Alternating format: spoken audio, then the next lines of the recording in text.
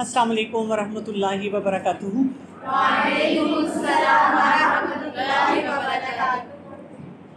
नहमदुहु व नुसल्ली अला रसूलिल करीम, अम्मा बाद, फ़ाऊज़ु बिल्लाहि मिनश शैतानिर रजीम, बिस्मिल्लाहिर रहमानिर रहीम।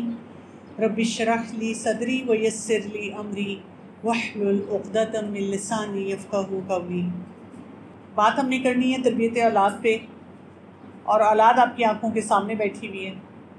आज हम बात करेंगे कि अपने अंदर और अपनी औलाद में तवक्कुल कैसे पैदा किया जाए, क्योंकि इस वक्त हम इतने मसले मसाइल में घिरे हुए हैं। रोज़ एक नया फितना होता है और रोज़ हमें ज़रूरत पड़ती है कि हम अल्लाह ताला के साथ अपने ताल्लुक़ को मज़बूत करें। और जब हम अल्लाह ताला के साथ अपने ताल्लुक़ को मज़बूत करना चाहते हैं तो जो बहुत सारे इन्फ्लुएंसेस हैं वो हमें परेशान कर देते हैं। तो सबसे पहले हम देखें कि तवक्कुल होता क्या है ना। तवक्कुल बेसिकली ये है कि हमारा मुकम्मल भरोसा अल्लाह ताला पे।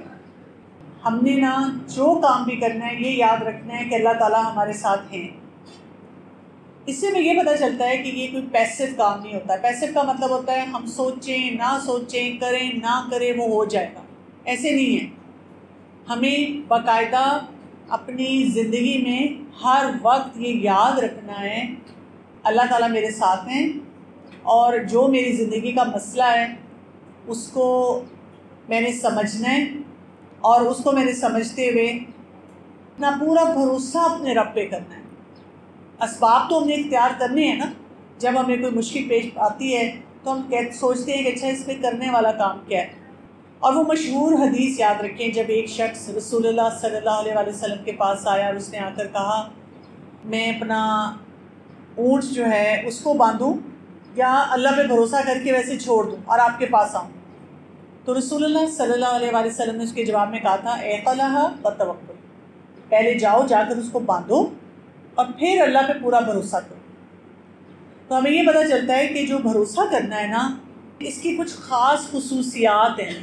जब हम कहते हैं कि अल्लाह पे तवक्कुल, अल्लाह पे भरोसा, अल्लाह मेरे साथ है, अल्लाह मेरी मदद करेगा, उसमें करने का काम क्या है। सबसे पहली बात तो ये कि जब हम तवक्कुल की बात करते हैं तो मेरा यकीन होना चाहिए अल्लाह ताला के पास सारी कुव्वत है। सबसे पावरफुल कौन है? वो जिसके पास मिसाइल ज़्यादा है, वो जिसके पास इंटेलिजेंस ज़्यादा है? नहीं, वो जो अल्लाह पे भरोसा करता है। दूसरा, इसका ये भी हिस्सा है इस भरोसे का, अगर कोई भी हालात होते हैं, कुछ भी होते हैं, तो मुझे ये समझ आ जाए कि इसमें भी अल्लाह ताला की तरफ से कोई खैर हो। ये भरोसे का हिस्सा है। मसलन आप देखें, किसी की डेथ हो जाती है फैमिली में, किसी की तलाक हो जाती है, किसी को कहीं एडमिशन नहीं मिलता, बच्चा पढ़ना चाह रहा है, उसको उस कॉलेज में एडमिशन नहीं मिलता। हम कहते हैं मैंने तो इतनी नमाज़ें पढ़ी थी, मैंने तो इतनी दुआएं मांगी थी, फ़ायदा क्या हुआ? फिर मैं ना ही करती, फिर मैं कोई कोशिश ना करती। नहीं, हम उस वक्त कहते हैं कि अगर मेरा दाखिला नहीं हुआ, अगर मैं कोई काम नहीं कर सकी, या अगर काम उस तरह नहीं हुआ, किसी और तरह हुआ, इसमें भी कोई खैर होगी। मेरा अल्लाह पे पूरा भरोसा है। इस भरोसे में हम असबाब को भी शामिल करते हैं। क्या मतलब है? जो करने वाला काम, जैसे अम्मी कह रही हैं कि बेटा पढ़ाई कर लो, इम्तिहान है, कहते हैं मेरा अल्लाह पे भरोसा है, इंशाल्लाह अल्लाह ताला चीटिंग भी करा देंगे।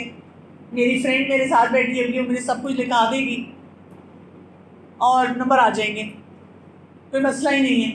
नहीं, असबाब क्या हैं? हमने अल्लाह पे भरोसा किया कि हम मेहनत करेंगे तो इंशाल्लाह अल्लाह ताला अच्छा नतीजा देगा। लेकिन अब मैंने कौन कौन से असबाब को इख्तियार करना है? मैंने पढ़ाई भी करनी है, टाइम पे पढ़ाई करनी है, आखिरी दिन नहीं पढ़ाई करनी। पहले मैंने 3 हफ्ते ज़ाया किए, दिल नहीं चाह रहा, पता नहीं क्यों इतनी सुस्ती है, दिल नहीं चाह रहा, और फिर एकदम से आखिरी दिन मैं बैठ जाऊँ पढ़ने के लिए, मैं कहूँ अब मेरे नंबर भी बहुत अच्छे आए। असबाब को उनके वक्त के मुताबिक इस्तेमाल करना है, ठीक है। अल्लाह की मदद तो आती है, लेकिन तवक्कुल में असबाब शामिल हैं, जो करने वाला काम है वो शामिल है। इसी तरह एक और बात भी आती है तवक्कुल में कि जो रिज़ल्ट आएगा हम उसको भी माने। अल्लाह ने जो मेरी किस्मत में, कदर में लिख दिया, अब तवक्कुल का हिस्सा है कि मैं उस बात को भी मानूं। ये नहीं है कि मैं को मेरा तो अल्लाह पे पूरा भरोसा है, लेकिन ये क्या हो गया मेरे साथ, ये मेरी ज़िंदगी में ऐसा शख्स क्यों आ गया, मेरी सास ऐसी क्यों है, मेरी अम्मी ऐसी क्यों है, मेरे अब्बू ऐसे क्यों हैं, मेरा दाखिला यहाँ क्यों नहीं हुआ, हमारे पास पैसे क्यों नहीं हैं, हमारी मुश्किलात क्यों नहीं कम होती हैं। फिर तो तवक्कुल नहीं है। तवक्कुल का मतलब है कि मैं दुआ भी मांग रही हूँ, मैं अल्लाह पे भरोसा भी कर रही हूँ, अल्लाह ताला के लिए तो कुछ भी देना मुश्किल नहीं है, नहीं दे रहा तो उसकी भी कोई वजह है, विज़डम है अल्लाह ताला का, हिकमत है, और मैं असबाब भी पूरे इख्तियार कर रही हूँ, मेहनत भी पूरी कर रही हूँ, और मैं किस्मत को भी मानती हूँ, और मैं ये भी मानती हूँ कि जो मेरी ज़िंदगी में हो रहा है ये अल्लाह का मेरे लिए बेस्ट प्लान है। आप अपनी इस वक्त ज़िंदगी की ना सबसे मुश्किल सिचुएशन सोचिए, सबसे मुश्किल, जब आपका दिल चाह रहा था कि आप चीखें मार मार के रोएं। आप रोएं या नहीं रोएं और बात है, आपको इतना दुख हो रहा था, आपका दिल चाह रहा था मैं अपने आप को मार लूँ, मैं या किसी और को मार दूँ, इस कदर तक दुख, तकलीफ़ और गुस्से की कैफियत थी। और उस कैफियत को सोच के अब आप देखिए कि अगर मैं तवक्कुल करती हूँ अल्लाह पे, तो मैं क्या बोलूँगी, ये अल्लाह का मेरे लिए बेस्ट प्लान है। हम कहते हैं इससे बुरा क्या हो सकता है, नहीं, इससे भी बुरा हो सकता है, हमें अंदाज़ा नहीं होता। तो जब हम अल्लाह पे भरोसा करते हैं तो हम कहते हैं अल्लाह मैं तेरी रज़ा में राज़ी, जो भी तूने मेरी ज़िंदगी में किया मैं उसका ऐसे दुख नहीं मनाऊंगी। थोड़ी सी बात आगे बढ़ाते हैं और अब ये देखते हैं कि हमारे अपने लिए चैलेंज है, लेकिन हमारे बच्चों के लिए उससे भी बड़ा चैलेंज है। बहुत सारे वालिदैन अब अपने बच्चों के लिए परेशान हैं कि उनका अल्लाह ताला के साथ वैसा कनेक्शन नहीं है। तो क्या किया जाए, क्यों नहीं है बच्चों का कनेक्शन, हम इस पूरी बात को समझते हैं। एक वजह तो ये है कि जब आप जवान होते हैं तो आपके जज्बात जो है ना वो आपको काफ़ी परेशान रखते हैं।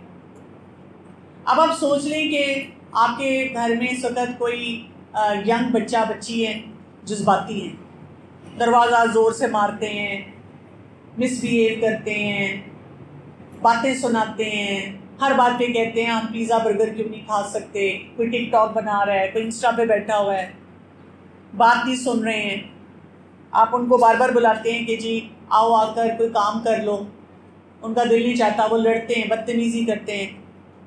अब जज्बाती बच्चा और उसकी माँ भी जज्बाती, माँ का दिल बार बार किरची किरची हो रहा है, माँ परेशान है, माँ कहती है मैं किस किस बच्चे को संभालूँ, बच्चे को संभालूँ, मियाँ को संभालूँ, ससुराल वालों को संभालूँ, खर्चे पूरे करूँ, ये मसले हल करूँ, वो मसले हल करूँ। तो जब इतने जज्बाती लोग होंगे तो उसकी वजह से क्या होगा, एंजाइटी बढ़ जाएगी वहाँ। बच्चे तो फ़ौरन आ जाते हैं, पैनिक अटैक हो रहा है, सांस नहीं आ रहा, लेकिन ख़वातीन जो हैं किसी को ब्लड प्रेशर हो रहा है, किसी को रात को नींद नहीं आ रही, किसी के पट्ठे खिंचे हुए हैं, और सारा दिन हम बैठ कर ये सोचते रहते हैं आगे क्या बनेगा, आगे क्या होगा, आगे क्या होगा, फला आगे क्या होगा। उसमें तवक्कुल कहाँ हम लाते हैं, तवक्कुल तो भग से उड़ जाता है ना। बच्चों को माएँ ये रोल मॉडल करती नज़र आ रही हैं ठहराव के साथ, जमाओ के साथ, कि नहीं बेटा मेरा तो पूरा भरोसा है अल्लाह पे, पॉजिटिविटी के साथ, मस्बत सोच के साथ, अल्लाह है ना, अल्लाह हमें क्यों बेसहारा छोड़ेगा। तो जब बच्चों को वालिदैन रोल मॉडल करते भी नज़र आते हैं तो बच्चे ऑलरेडी परेशान होते हैं और परेशान हो जाते हैं। इसके बाद बच्चे जो होते हैं ना, ख़ास तौर पे जिनको हम तवक्कुल सिखाना चाह रहे हैं, उनके अंदर ना आइडेंटिटी क्राइसिस होता है। जवान हो रहे हैं ना, जब जवान हो रहे हैं तो उनके जिस्म में बहुत से हार्मोन्स आ रहे हैं, उनकी सोच बदल रही है, उनका स्टाइल बदल रहा है। एक पैगाम घर वाले दे रहे हैं, एक पैगाम पूरी दुनिया दे रही है। घर वाले कह रहे हैं बेटा नमाज पढ़ो, बेटा अपने जिस्म को कवर करो, और पूरी दुनिया कह रही है नंगे हो जाओ। अच्छा, अगर घर वाले नहीं करने देते तो दरवाज़ा बंद करके कैमरे के सामने होकर इंस्टा पे डाल दो तस्वीर, टिकटॉक पे डाल दो तस्वीर, किसी को क्या फ़र्क पड़ेगा। तुम्हारी अम्मी को क्या पता कि इंस्टा और टिकटॉक क्या है, बना लो कोई ऐसा अकाउंट, मिल लो किसी से छुप के, बात कर लो किसी से छुप के। ये आइडेंटिटी क्राइसिस है। जब ऐसा आइडेंटिटी क्राइसिस होता है ना, तो उसमें लगता है कि मैं कोई मज़ेदार चीज़ नहीं हूँ। और स्पेशली जब बच्चे ड्रामे देख रहे हैं, फिल्में देख रहे हैं, और उनमें जो लड़की सोकर उठती है तो उसकी भी लिपस्टिक लगी हुई है, चेहरा फ्रेश है, बाल बने हुए हैं, कहती है हे मैं ऐसी क्यों नहीं हो सकती, मैं ऐसी क्यों नहीं हो सकती। और वो इधर उधर देखती है कि मेरी दोस्तें किसको अप्रूवल देती हैं, किसकी तारीफ़ें करती हैं, और उसका दिल चाहता है कि मैं वो सब कुछ करूं जो दुनिया में लोग कर रहे हैं। फिर तवक्कुल पीछे रह जाता। और माएँ तवक्कुल क्यों नहीं दे पाती उस ऐसे मौके पे? इसलिए कि माँ जो है वो तो सारा दिन फैशन ठीक करवाने के चक्कर में, दुपट्टा ठीक करो, ये नहीं पहनना, ये नहीं करना, नमाज पढ़ी है कि नहीं पढ़ी है। बच्चियाँ कमरे में जाती हैं, बाहर आके कहती हैं पढ़ ली है, कोई नहीं पढ़ी होती। अब माँ को समझ आ रही है, माँ परेशान है, माँ कहती है मैं क्या करूँ। कभी माँ फ़ोन पे देखती है, उसको कोई मैसेज नज़र आता है, वो फिर परेशान है। बच्चों का आइडेंटिटी क्राइसिस और माँ का ममता का क्राइसिस।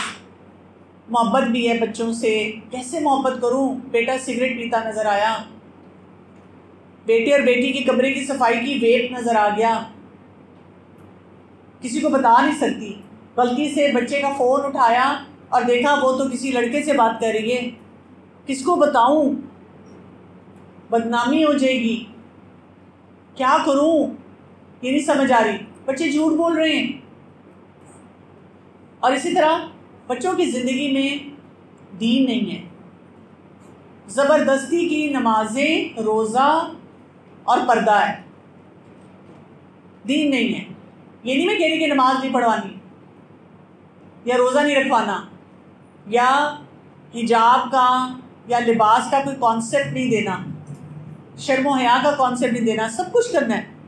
लेकिन देखिए कोई समझ के साथ देना है ना, अल्लाह के साथ ताल्लुक़ के साथ देना है। तो अल्लाह ताला के साथ कोई ताल्लुक़ नहीं है और हमने बस उनको कह दिया ये करो ये करो ये करो, और अगर तुमने ये ना किया तो फिर हम क्या कहते हैं, हम तवक्कुल की बात तो नहीं करते, हम अल्लाह की बात तो नहीं करते। हम कहते हैं तुम्हारी चाची क्या कहेगी, ताई क्या कहेगी, दादी क्या कहेगी, अब्बा क्या कहेंगे, मोहल्ले वाले क्या कहेंगे, मेरी बदनामी हो जाएगी, फिर मैं क्या करूँगी। तो फिर तवक्कुल तो वो पीछे, अल्लाह पे भरोसा नहीं आता।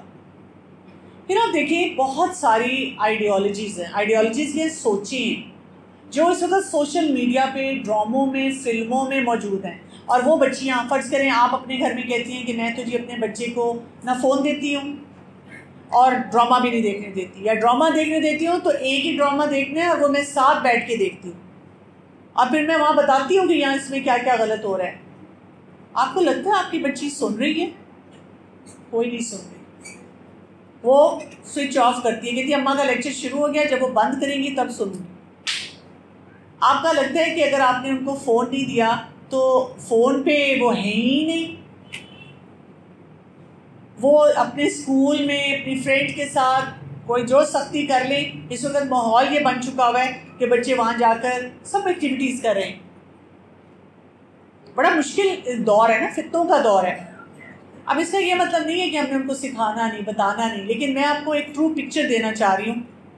ये वो दौर है जिसमें बच्चों को बताया जाता है, चाहे वो लड़का है या लड़की है, कि तुम्हारी ज़ात बहुत इम्पोर्टेंट है। मैं,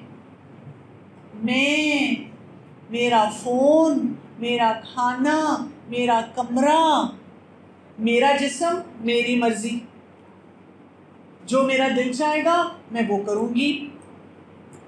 खबरदार जो मुझे किसी ने रोका, खबरदार जो मुझे किसी ने कुछ कहा, बस मैं ना ज़रा ये डिग्री ले लूँ फिर मैं अमीर हो जाऊँ, और अमीर होकर इस झंझट से, इस घर से मेरी जान छूट जाए। वो एक ड्रामा था ना, उस पर भी वो ऐसी ही कह रही थी। अब पता है उसको मेरे एक रास्ते में अमीर लड़का मिला था, मुझे भी कोई मिलेगा एक दिन। और मैं उसके साथ हूँगी और मैं इन सब को टाटा बाय बाय कह दूँगी। अब देखिए इसकी वजह से क्या हो रहा है, जब आप अपनी मैं में उलझ जाते हैं तो तवक्कुल गया। अब माँ परेशान है जब आपके सामने आपका बच्चा यही बात कर रहा होता है, आपकी बेटी या आपका बेटा आपको कह रहे हैं, आप क्या बोलें? हम बार बार ना आगे पीछे होते हैं, दिल धड़कना शुरू हो जाता है, हम बात करना छोड़ देते हैं, हम कहते हैं बस बस चुप चुप चुप, फालतू बातें ना करो, फजूल बातें ना करो, खाना खाओ, चुप करके खाना खाओ। हमें समझ ही नहीं आती कि जब ऐसी यलगार होती है हमारे ऊपर मैं की, तो मैंने क्या करना है? फिर हम वही करते हैं, तवक्कुल पैदा करने की बजाय लोग बच्चों को डराना शुरू कर देते हैं, फलान क्या कहेगा, वो क्या कहेगा, उसकी वजह से क्या होगा। फिर आपको पता है कि एक कल्चर है, इसको हम कहते हैं इंग्लिश में इंस्टेंट ग्रेटिफिकेशन का कल्चर। क्या मतलब है? सब्र में तेजी तेजी। मैं स्टोर पे सौदे लेने जाऊँ ना, और अगर कोई एक खातून आती हैं, मैंने वो कार्ट रखी है और उसमें 15 चीज़ें और मैं लाइन में खड़ी हूँ, एक खातून आएंगी जिनके हाथ में एक चीज़ है, लाइन तोड़ेंगी और आगे आके क्या कहेंगी, ये बस एक चीज़ है। मेरा कसूर है, मैंने 15 चीज़ें ली हैं और मैं लाइन में खड़ी हूँ, और आपने एक चीज़ ली है तो आप लाइन में नहीं खड़े हो सकते। सब्र नहीं, किसी मामले में सब्र नहीं, आने में जाने में धक्के दे दे के हमने गुजरना है और हमें फ़ौरन चीज़ चाहिए। तवक्कुल तो हमें बताता है लंबा काम है करने वाला, अल्लाह पे भरोसा करना है। कई दफ़ा 15 साल बाद समझ आती है। सूरह यूसुफ पढ़ी, यूसुफ अलैहिस्सलाम छोटे थे जब उनके भाइयों ने, उन्होंने जब ख्वाब देखा, फिर उनके भाइयों ने उनको कुएं में फेंका, फिर वो कहाँ कहाँ कहाँ गए, और इतने सालों के बाद 40+ ईयर्स के बाद जनाब अपने फैमिली को मिलते हैं और वो कहते हैं अल्लाह ने ख्वाब की ताबीर सच कर दिखाई। और हम और उसके दौरान चुप सीख रहे हैं, काम कर रहे हैं, जो करने वाला काम है उसके मुताबिक चल रहे हैं, अल्लाह पे पूरा भरोसा। फसब्रुन जमील, फसब्रुन जमील। कहाँ से उन्होंने सीखा था फसब्रुन जमील? उनके वालिद कहते थे, याकूब अलैहिस्सलाम कहते थे फसब्रुन जमील। बेटा नहीं पता किधर है, जिंदा भी है कि नहीं है, भाई कह रहे हैं कि मर गया है लेकिन यकीन नहीं आ रहा। फसब्रुन जमील, मैं सब्र करूँगा। कौन सा सब्र? बेहतरीन सब्र। हम तो कहते हैं 15 साल की होगी है, 2 दिन में रिश्ता ना आया तो मुझे पता नहीं हार्ट अटैक हो जाए। सेल लगी है तो मैंने अगर जाके फ़ौरन चीज़ें ना पकड़ ली खींचा तानी के साथ, तो हाय हाय हाय मैं तो पीछे रह जाऊँ। हर चीज़ में सुबह हम देर से उठें, बच्चों को जल्दी करो जल्दी करो जल्दी करो, और फिर कहीं सब्र, ठहराव लाना पड़ेगा शख्सियत में। ठहराव नहीं आएगा तो तवक्कुल नहीं आएगा। और हमारे बच्चे तो मैं बता रही हूँ ऑलरेडी ऐसे कल्चर में हैं, वो इंस्टेंट क्लिक पे हैं। एक क्लिक किया, उनको फ़ौरन जवाब चाहिए। उन्होंने ऑर्डर किया, जो राइडर आ रहा है वो उसको ट्रेस करते हैं कहाँ तक पहुँचा। तो उनके अंदर तो वैसे तेज़ी है, वो लंबे लेक्चर नहीं सुन सकते, उनको बेचैनी शुरू हो जाती है कि बस करें, ख़त्म करें बात, कितनी लंबी क्लास होगी, कितनी देर जाना पड़ेगा, कितनी देर बैठना पड़ेगा। तो तवक्कुल के लिए और अल्लाह ताला पे भरोसा करने के लिए तो बहुत ठहराव चाहिए शख्सियत में, वो मसला है। फिर आप देखिए कि बहुत सेकुलर माइंडसेट है ओवरऑल एनवायरनमेंट में ना, पैसा पैसा स्टेटस। हर कोई कहता है मैं किसी तरह इस मुल्क से चला जाऊँ, इस अजाब से जान छूटे। इज्जत नहीं रास आती हमें, अपने घर में अपने बाथरूम को उंगली नहीं लगाएंगे, बाहर के मुल्क में जाकर लोगों के बाथरूम धोएंगे। हमें कोई टेररिस्ट है कुछ के, हम कहते कोई बात नहीं, वो तो उनका कल्चर है, उनका स्टाइल है, कोई बात नहीं। डॉलर, पैसा, बाकी हमने दीन छोड़ दिया, दीन पे सारा कॉम्प्रोमाइज़ कर लिया। और सोशल मीडिया हमें क्या सिखा रहा है? सोशल मीडिया हमें इनसिक्योरिटी भी देता है। सोशल मीडिया हमें बताता भी है कि तुम बहुत अच्छे हो, बाकियों का कसूर है। और इस सारे मसले में क्या हो जाता है कि हम और ज़्यादा फंसे रहते हैं। अच्छा, बात यहाँ ख़त्म नहीं होती। ये वाली जो आइडियोलॉजीज़ की मैं बात कर रही हूँ, ये सिर्फ इस तरह की नहीं है, ये दीनी हिसाब से भी बहुत ज़्यादा है। इतने सारे ऐसे अध्ययन या ऐसी सोचें हैं जिनमें आपको वो कुछ का कुछ सिखा रहे हैं। जैसे कुछ जगहों पे वो आपको क्या सिखाते हैं कि अल्लाह है लेकिन अप्रोचेबल नहीं है, दूर है। बहुत से यंगस्टर्स आके कहते हैं मुझे अल्लाह से कोई ताल्लुक नहीं महसूस होता। बहुत सी ख़वातीन भी आके कहती हैं मैं नमाज भी पढ़ती हूँ, मैं कुरान भी पढ़ती हूँ, मुझे अल्लाह से कोई ताल्लुक नहीं महसूस होता, मैं लॉस्ट हूँ।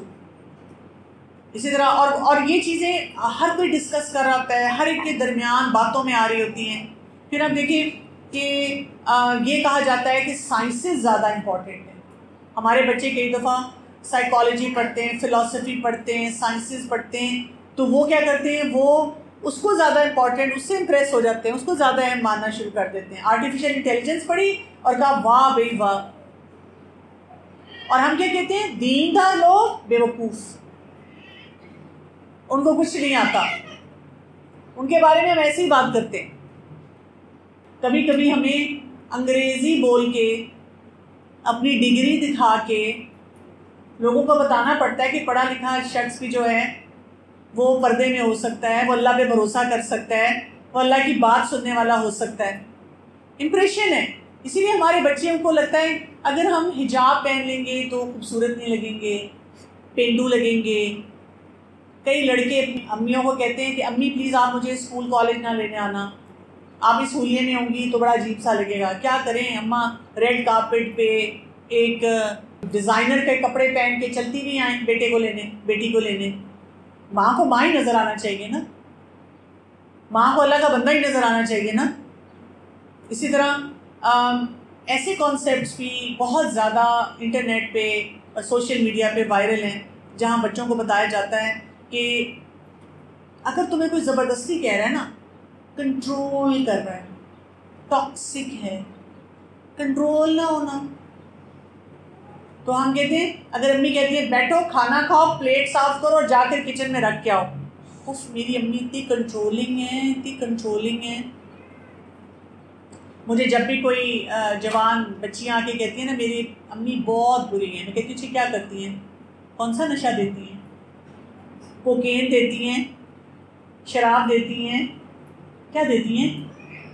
बच्ची कहती क्या मतलब? मैंने कहा मतलब आपने कहा ना बुरी हैं, बुरे लोग तो नशा देते हैं, और बुरे लोग तो जो है वो आपको स्कूल कॉलेज नहीं जाने देंगे, पढ़ाई नहीं करने देंगे। तो आपकी अम्मी कहती हैं खबरदार जो तुमने पढ़ाई की। बुरे लोग तो आपके हाथ में फ़ोन पकड़ा देंगे और कहेंगे देखो उरियान तरीन फिल्म देखो,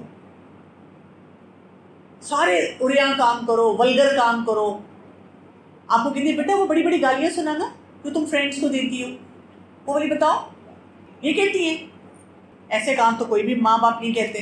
तो ये जबर का कॉन्सेप्ट आ गया कि तुमसे जो चीज़ करवाई जा रही है जबरन करवाई जा रही है। और देखिए ये सारे जो मसले मसाइल आते हैं हम इसमें फिर इतने उलझ जाते हैं। अच्छा, फिर हम आ जाते हैं वालदैन पे। वालदैन ऐसे तमाम सिचुएशंस में, कुछ तो मिली जुली पिक्चर है ना, माँ बाप से गलतियाँ क्या होती हैं। माँ बाप क्या करते हैं कि बच्चों को ना थोड़ा सा माइक्रो मैनेज करते हैं, यानी माँ बाप बच्चों को माइक्रो मैनेज करते हैं और उनको अपनी उम्र के मुताबिक बिहेवियर नहीं आने देते। 10 साल के बच्चे को भी बैठ के माँ खाना खिलाएगी नवाले बना के, क्यों? अगर मैंने ना खिलाया तो वो खाना नहीं खाएगा। अगर एक बच्ची कहती है कि अम्मी मैं किचन में कुछ वो ब्राउनीज बना लूँ, केक बना लूँ, तो माँ की चीख निकलती है नहीं। क्यों? वजह बताएं, क्यों मना करती है?